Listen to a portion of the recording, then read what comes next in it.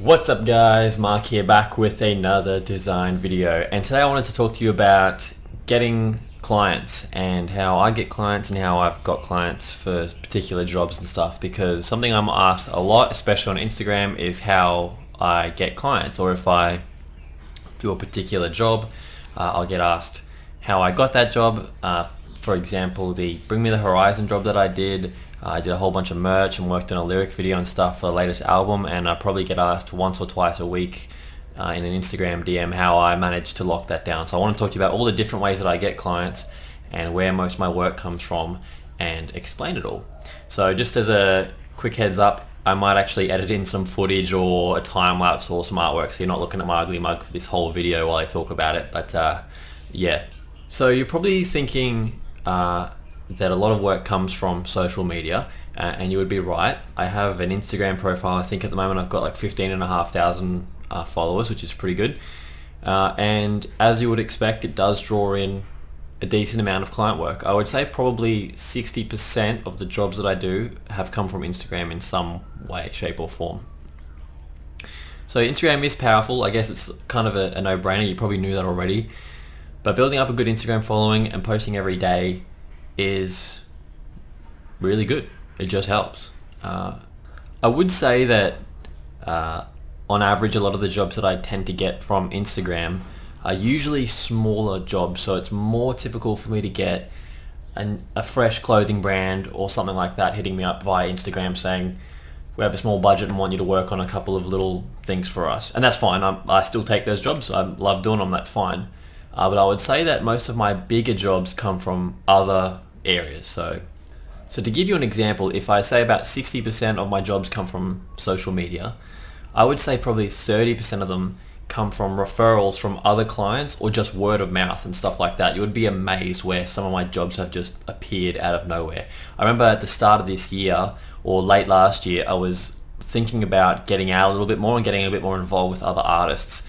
And I found this Facebook page called the Brisbane Collective because I live in Brisbane. And I thought, you know what, I might just join and go and meet other artists. I need to get out more. I'm freelancing a lot. I don't go out that much. I need to go outside and actually meet some other people. So I thought, yeah, what the hell, I'll give this a shot. And I went there, and I've met a bunch of friends from there as well that I've worked on projects with, which is awesome. And the lady who runs the Brisbane Collective, called Megan, I met her, and it turned out that she worked as well at a bar called Crowbar in the Valley. And if you've followed me on Instagram, you might already know where this is going.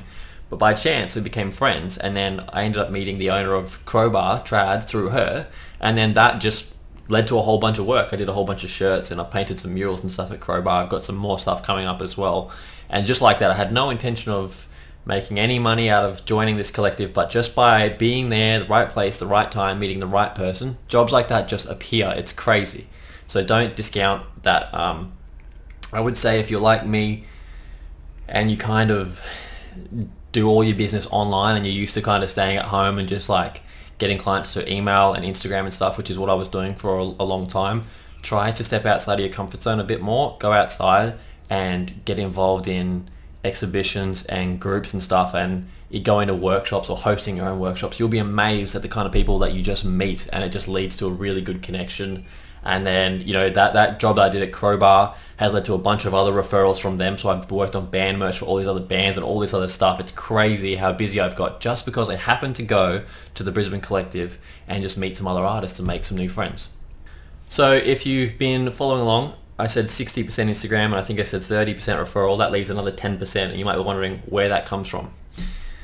That 10% is where some of the biggest, if not the biggest jobs I've ever done have come from, and that is actually what I just would refer to as outbound clients. So that's where I have just gone and contacted someone and said, I want to work for you. Let's make something cool. And if you have seen the work I did for Bring Me the Horizon, you wonder about that. That was a direct result of me going out of my way to send an email. I actually emailed the clothing brand Drop Dead, which is run by Ollie, the singer of Bring Me the Horizon. I emailed them a while back and asked if I could work on some designs for them.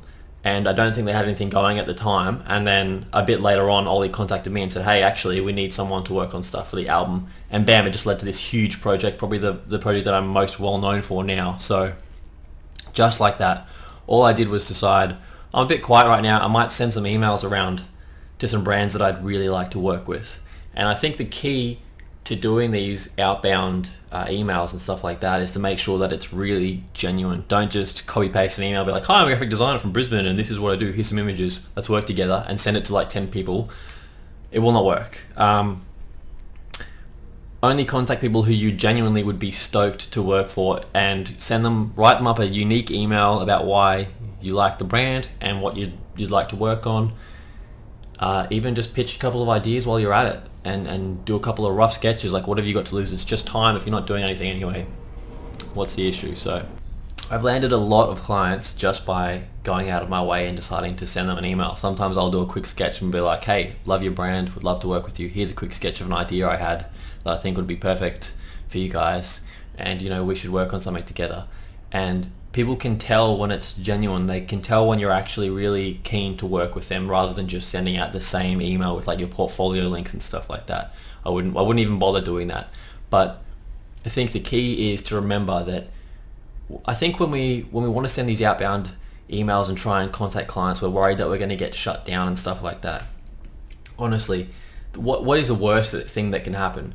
Chances are, if someone doesn't want to work with you, they'll just ignore you, which probably majority of the emails you send out will probably get ignored, okay? Or they'll politely decline. Big deal. All you did was spend a couple minutes writing a genuine email and showing someone that you're interested in working with them. It's not like it's done you any harm whatsoever. It hasn't damaged your reputation at all. It's no big deal. And even if they decline you, you would be surprised how often someone might just pop up a few months down the line. They get a project and they're like, we need someone to design this. Oh, that guy that emailed us a while back had a style that we liked that would work really well for this. Let's dig up that email and contact him. And that's happened to me a few times as well. So I guess what I'm trying to get at is, don't be shy about it. Don't be scared to go out of your way and just contact people that you want to work for. Just be genuine about it. Don't send a spam email with your portfolio links. Also, when you're sending out outbound emails and stuff, trying to get clients, or if you're making phone calls or going and meeting clients, I think it's really important to just be yourself. I think we get too hung up on trying to sound professional and write this detailed professional looking email. Just be yourself, have a laugh, be a bit funny, tell a joke if you want, who cares? Just be yourself, because I think that in this day and age, people are so sick of fake, kind of this like fake professional image, this stereotypical robotic voices and stuff. People are just dying to talk to a real person and work on something really real and authentic. So my number one thing is just to be authentic and transparent in what you do in the design world, and you'll be amazed at how many clients you net just from being honest and not lying and not pretending to be something that you're not. So anyway, I hope this helps you out, guys. If you have any questions about my projects or the designs that I do, making fonts, Adobe Illustrator, Adobe Photoshop, any tutorials you want to see, pop them in the comments and I will try and make a video for you guys. If you enjoyed the video, please feel free to give it a thumbs up or consider subscribing, because it's a massive help. And yeah, I will see you in the next one. Thanks, guys.